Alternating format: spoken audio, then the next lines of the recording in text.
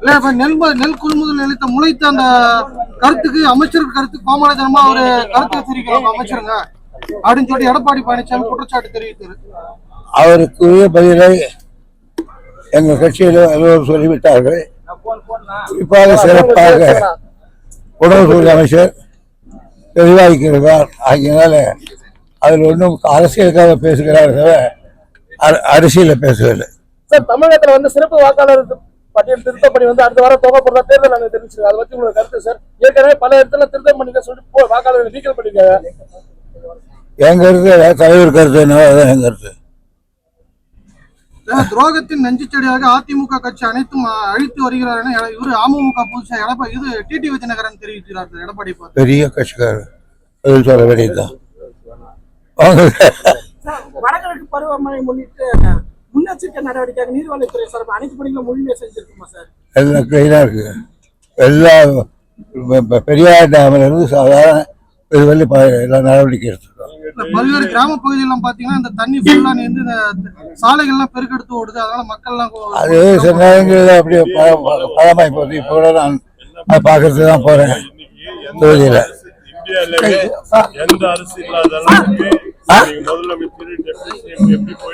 என்னது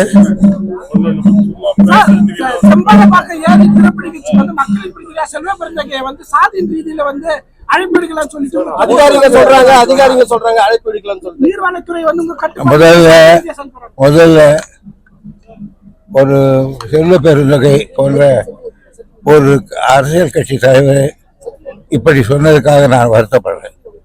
பொதுவாக உண்மை என்ன தெரிஞ்சு பேசணும்.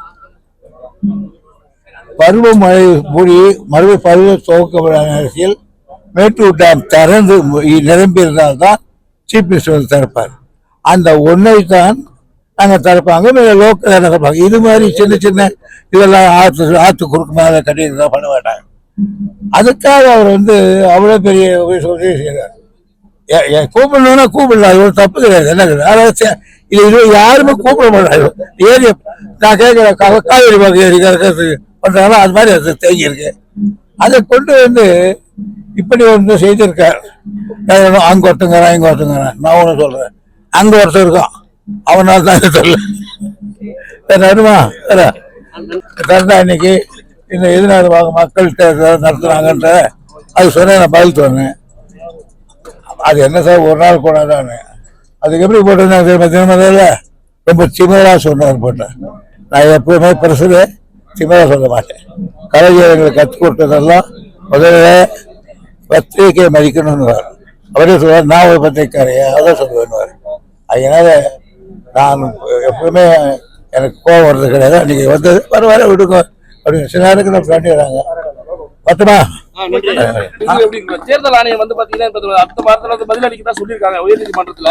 இப்ப தொடர்ந்து வந்து பாத்தீங்கன்னா தேர்தல் ஆணையம் வந்து பல்வேறு விதமான வாக்குறுதிகள் ஈடுபடுறதா ராகுல் காந்தி வந்து குற்றம் சாட்டியிருக்காரு. இப்ப தமிழகத்துல அந்த மாதிரி ஏதாவது ஏற்பட வாய்ப்பு இருக்கா? யாரு என்ன சொன்னாங்களோ அதை பற்றி எங்க அக்கறை இல்லை.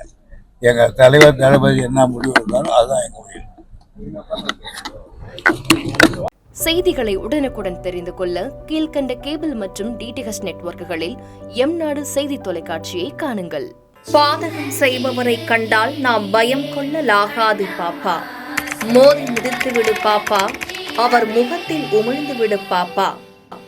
அண்மை செய்திகளை உடனுக்குடன் தெரிந்து கொள்ள இணைந்திருங்கள் எம்நாடு தொலைக்காட்சியுடன்.